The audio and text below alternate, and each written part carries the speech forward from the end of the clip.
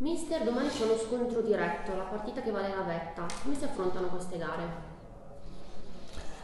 Come tutte quante le altre, dando l'importanza alla partita in maniera giusta, corretta, seria, e quindi è una partita di cartello, incontriamo una squadra forte e siamo sempre contenti di misurarci contro questo tipo di partite perché sono quelle che poi ti fanno crescere di più. Cosa fa la differenza in partite come questa?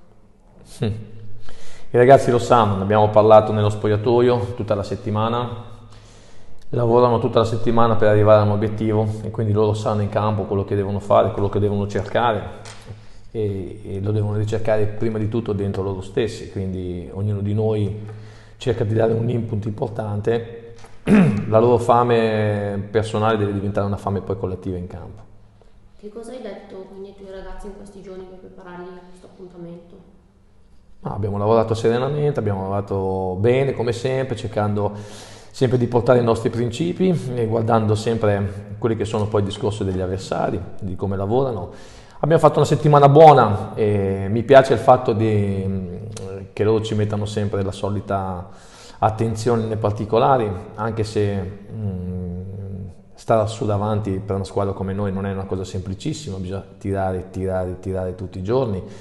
Però vedo i ragazzi che hanno un atteggiamento positivo e questa è una buona cosa sempre. Quali sono secondo te le principali qualità dell'avversario di domani?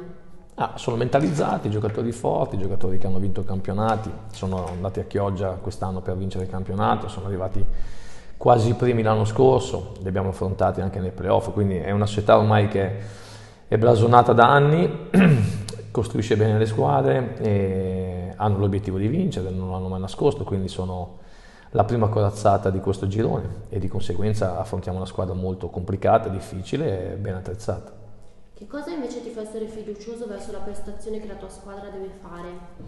Ma la mia squadra deve fare una prestazione come sempre propositiva, abbiamo questa mentalità di giocare a calcio, di portare sempre il nostro messaggio su ogni stadio, indipendentemente da chi incontriamo e questa è la cosa buona che abbiamo e di conseguenza cerchiamo di farlo, ovviamente sapendo che ci sono poi degli avversari che te lo possono impedire e quindi in quel caso bisogna avere sempre il piano B, il piano C.